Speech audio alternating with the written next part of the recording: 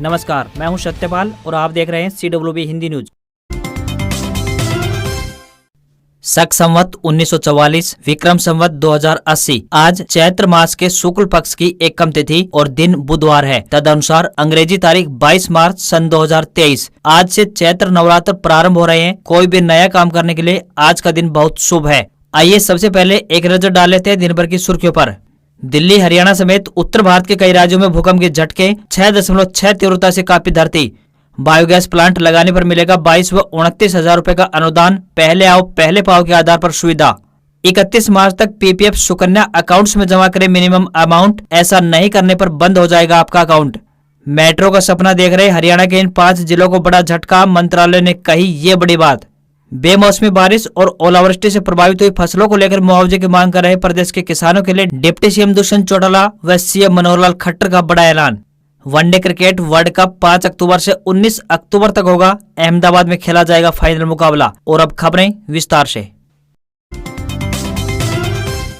हरियाणा में बेमौसमी बारिश और ओलावृष्टि फसलों के लिए आफत बनकर आई है। प्रदेश में बहुत सी जगहों पर जमकर ओलावृष्टि हुई है, जिससे हर कोई सहम गया है। तेज हवा, अधिक बारिश और ओलावृष्टि से पककर तैयार खड़ी सरसों की फसल में भारी नुकसान पहुंचा है। सरसों की फसल जमीन पर झड़ गई और गेहूं की फसल जमीन पर बिछ गई। बारिश के साथ चली तेज रफ्तार हवा से दोनों फसलों में व्यापक स्तर पर नुकसान पहुंचा है। किसानों ने कहा है कि इतने ओले पड़े हैं कि सारी सरसों की फसल झाड़ कर रख दी है। वहीं बारिश की वजह से मंडियों में सरसों की आवक बंद हो गई है। अनेक किसान ऐसे हैं जिन्होंने फसल की कटाई की हुई थी और वह खेत में ही पड़ी है, लेकिन खराब मौसम की वजह के कारण उसे मशीन से नहीं निकाल पा रहे हैं। नमी के बढ़ने के कारण अब फसल को निकालने में कई दिन लगेंगे। हरियाणा कृषि विश्वविद्यालय हिसार के कृषि मौसम विज्ञान विभाग ने बताया है कि पश्चिमी विक्षोभ के प्रभाव के कारण 22 व 23 मार्च को मौसम शुष्क रहेगा, किंतु 24 व 25 मार्च को एक और पश्चिमी विक्षोभ सक्रिय होने की संभावना के चलते मौसम में बदलाव देखने को मिलेगा।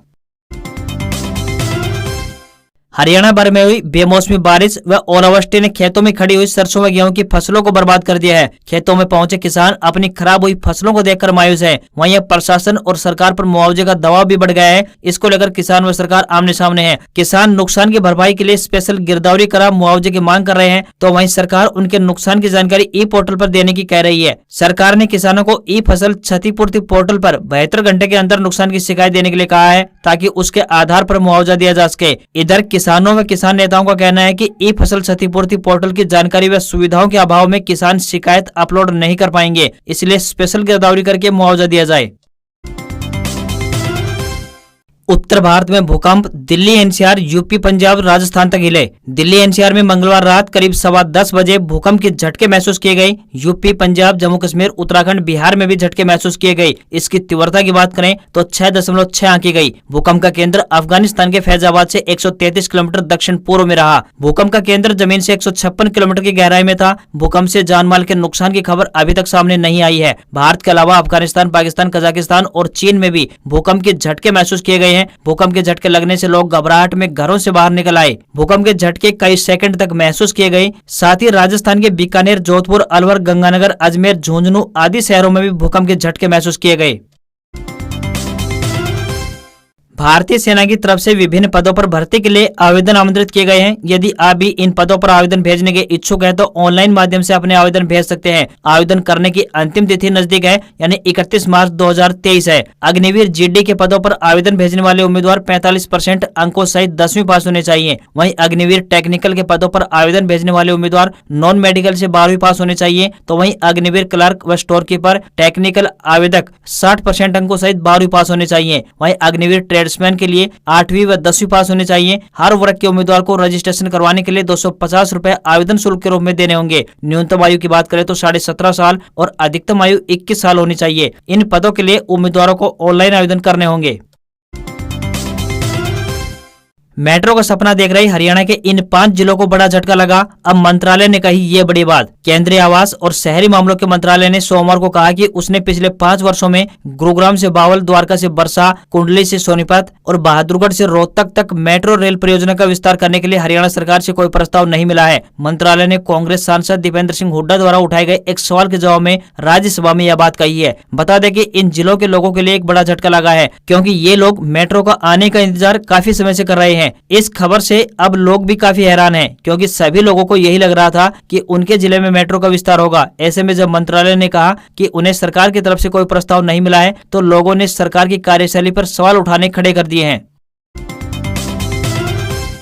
किसानों व आमजन के लिए अच्छी खबर है। अगर वे अपने घर में बायोगैस प्लांट लगाना चाहते हैं तो सरकार व विभाग द्वारा 22,750 व 29,250 रुपए तक का अनुदान मिलेगा। इस स्कीम के माध्यम से पहले आओ पहले पाओ के आधार पर योजना का लाभ लिया जा सकता है। इस संबंध में जींद के अतिरिक्त उपायुक्त साहिल गुप्ता ने बताया कि कृषि एवं किसान कल्याण विभाग द्वारा भारत सरकार के नवीन एवं नवीकरणीय ऊर्जा मंत्रालय के बायोगैस एनर्जी प्रोग्राम के तहत जींद जिले में साल 2022-23 में बायोगैस प्लांट पर अनुदान दिया जा रहा है। उन्होंने बताया कि इच्छुक किसान को बायोगैस प्लांट लगवाने के लिए वेबसाइट पर ऑनलाइन आवेदन करना होगा। अनुदान योजना का लाभ पहले आओ पहले पाओ के आधार पर दिया जाएगा। इसके साथ ही घरेलू उपयोग के लिए छोटे बायोगैस प्लांट लगाए जाएंगे। योजना के तहत 1 घन मीटर क्षमता वाले प्लांट लगाने पर अनुसूचित जाति व जनजाति वर्ग को 17,000 रुपए व सामान्य वर्ग को 9,500 रुपए का अनुदान दिया जाएगा। वहीं 2 से 4 घन मीटर क्षमता वाले प्लांट लगाने पर अनुसूचित जाति व जनजाति वर्ग को 22,000 रुपए व सामान्य वर्ग को 14,350 रुपए का अनुदान दिया जाएगा।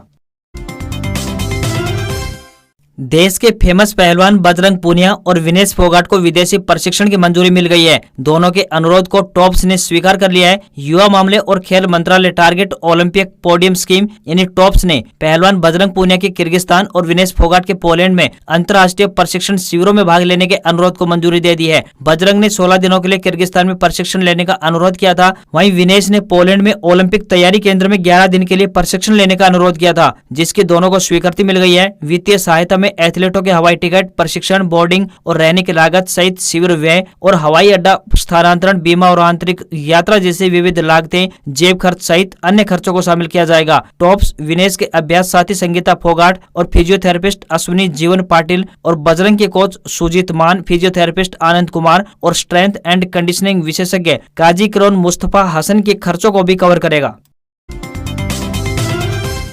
हरियाणा के झज्जर में ओलावृष्टि और बारिश से तबाह हुई फसल के मुआवजे की मांग को लेकर 1 दर्जन से ज्यादा गांव के किसान मंगलवार को झज्जर पहुंचे। किसानों ने फसल खराबे को लेकर डीसी से मुलाकात की और जल्द से जल्द उनकी बर्बाद हुई फसल की विशेष गिरदावरी कराकर उन्हें उचित मुआवजा दिलाने की मांग की है। डीसी ने किसानों से बातचीत कर फसलों में बारिश व ओले की मार को लेकर जानकारी ली। किसानों को आश्वासन दिया कि मामला प्रशासन के संज्ञान में है और किसानों की बर्बाद हुई फसल को लेकर प्रशासन पहले से ही गंभीर है, इसलिए वह बगैर किसी देरी के सरकार द्वारा जो ई क्षतिपूर्ति पोर्टल बनाया हुआ है उसमें वे अपनी बर्बाद हुई फसल के नुकसान का ब्यौरा दर्ज कराएं। किसान इसके लिए किसी की भी मदद ले सकते हैं और इसमें वे बिना देरी किए ये काम जल्द से जल्द करें। झज्जर के गांव नौगावा, अकेडी, मदनपुर, सासरोली, अमादल, शाहपुर, रूडियावास सहित 1 दर्जन से अधिक गाँव के किसान डीसी से मिलने पहुंचे थे। हरियाणा के रोहतक के सेक्टर 6 स्थित बाग में नवीन जयहिंद के पास पहुंचे दिव्यांगों ने अपनी मांग बताकर उनसे मदद मांगी। इस पर नवीन जयहिंद ने कहा कि सरकार दिव्यांग व बुजुर्गों के पेंशन काटकर धक्के खाने पर मजबूर कर रही है। कुछ लोगों की प्रशासन द्वारा फैमिली आईडी में गड़बड़ी की वजह से राशन कार्ड काट दिए गए हैं तो कुछ की पेंशन काट दी गई है। नवीन जयहिंद ने कहा कि 1 हफ्ते का समय दे चुके हैं। अगर सरकार व प्रशासन द्वारा 1 हफ्ते के अंदर इनका समाधान नहीं हुआ तो सबको लेकर डीसी ऑफिस पहुंचेंगे। डीसी ऑफिस में भी सुनवाई नहीं हुई तो वे सीधा चंडीगढ़ में मुख्यमंत्री के आवास पर जाएंगे। लोगों ने अपनी समस्या को लेकर नवीन जयहिंद के साथ बाग में ही धरना दिया। फरियादियों ने कहा कि वे दफ्तरों में चक्कर लगा चुके हैं लेकिन किसी ने भी उनकी सुनवाई नहीं की है। हार कर वे नवीन जयहिंद के पास आए हैं। नवीन जयहिंद ने प्रदेश के मुख्यमंत्री व रोहतक लोकसभा के सांसद पर कटाक्ष करते हुए कहा कि प्रदेश के लोगों को फैमिली आईडी के नाम पर परेशान किया जा रखा है। इन लोगों की समस्याओं का समाधान नहीं हो पा रहा है। इन गरीब लोगों के राशन कार्ड काटकर सरकार अनाज बचा रही है। तो अगर सच में सरकार के पास खाने के अनाज की कमी है तो मुख्यमंत्री को कटोरा लेकर सड़क पर उतर जाना चाहिए। हरियाणा के कैथल की नई अनाज मंडी में मंगलवार को सरकार की तरफ से सरसों की खरीद नहीं की गई। इसके बाद गुस्साए किसानों ने मार्केट कार्यालय में धरना दिया और सरकार के खिलाफ प्रदर्शन किया। धरने की अध्यक्षता किसान नेता होशियार गिल ने की। किसान नेता होशियार गिल का कहना था कि मंगलवार सुबह के समय कुछ किसान सरसों बेचने के लिए नई अनाज मंडी में पहुंचे थे, लेकिन सरकारी एजेंसियों ने सरसों में नमी होने का हवाला देकर सरसों की खरीद नहीं की। उन्हें जवाब दिया गया कि पहले सरसों की फसल की नमी को सुखाएं, इसके बाद ही सरसों की सरकारी खरीद शुरू की जाएगी।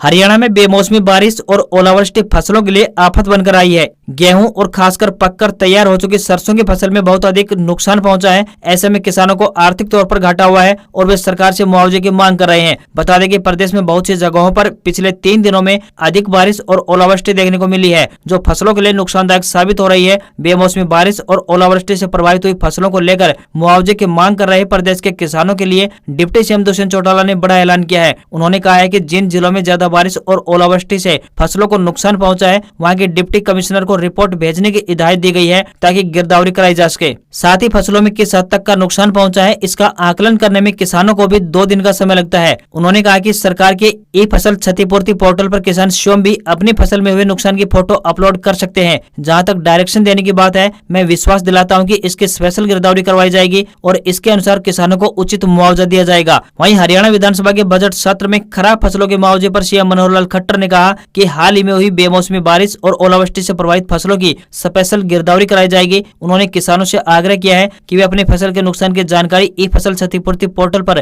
तय समय यानी 72 घंटे में दर्ज कराना सुनिश्चित करें ताकि निर्धारित समय पर किसानों को मुआवजा दिया जा सके। जूनियर महिला कोच के यौन उत्पीड़न के आरोपों से घिरे हरियाणा के पूर्व खेल मंत्री संदीप सिंह के खिलाफ हरियाणा के महिला संगठनों ने मोर्चा खोल दिया है। मातृशक्ति ने संदीप सिंह के मंत्रिमंडल से बर्खास्त के नहीं होने पर नाराजगी जताई है। हरियाणा सरकार को अल्टीमेटम देते हुए 27 मार्च से राज्य भर में हस्ताक्षर अभियान शुरू करने की संगठनों ने घोषणा की है। जल्द ही महिला संगठन संदीप सिंह की गिरफ्तारी को लेकर राष्ट्रपति संबोधित एक ज्ञापन भी भेजेंगी। इसी मामले में विभिन्न महिला संगठनों का एक प्रतिनिधिमंडल विपक्ष के नेता भूपेंद्र सिंह हुड्डा से मिला। प्रतिनिधिमंडल ने कहा कि विपक्ष इस मुद्दे के कानूनी व संवैधानिक पक्षों को ध्यान में रखते हुए विधानसभा व सड़कों पर इसे और ज्यादा मुखरता से उठाए। प्रतिनिधिमंडल ने सवाल उठाया कि इस मामले में बलात्कार की कोशिश की धारा क्यों शामिल नहीं की गई है। प्रतिनिधिमंडल ने इस मामले में एफआईआर दर्ज होने के 82 दिन बाद भी रिपोर्ट आने में हो रही देरी पर भी सवाल उठाए हैं। अगर आपका पब्लिक प्रोविडेंट फंड यानी पीपीएफ और सुकन्या समृद्धि योजना यानी WSY अकाउंट है, लेकिन इस वित्त वर्ष में इनमें पैसे नहीं डाल पाए हैं, तो अकाउंट एक्टिव रखने के लिए इनमें 31 मार्च तक कुछ रुपए जरूर डाल दें। पीपीएफ और WSY में पैसे नहीं डाले जाने पर ये अकाउंट्स इनएक्टिव यानी बंद हो सकते हैं। अगर न्यूनतम जरूरी रकम नहीं डाली तो इन्हें दोबारा एक्टिव करवाने के लिए आपको जुर्माना देना पड़ेगा। आपको अपनी इन योजनाओं में मिनिमम निवेश बनाए रखना होता है ताकि यह पता चल सके कि आपका खाता एक्टिव है। पीपीएफ अकाउंट रखने वालों के लिए मिनिमम डिपॉजिट की बात करें तो 500 रुपए है, यानी आपको इसमें एक वित्त वर्ष में कम से कम 500 रुपए का निवेश करना जरूरी होता है। पीपीएफ अकाउंट पर अभी 7.1% ब्याज मिल रहा है। तो वहीं सुकन्या समृद्धि योजना में अगर अकाउंट है तो आपको हर वर्ष में मिनिमम 250 रुपए जमा करने होते हैं। सुकन्या समृद्धि योजना अकाउंट पर अभी 7.6% की दर से ब्याज मिल रहा है। अगर आपने अभी तक अपने पैन कार्ड को आधार से लिंक नहीं कराया है तो 31 मार्च 2023 तक करा लें। ऐसा नहीं करने पर आपका पैन इनएक्टिव हो जाएगा।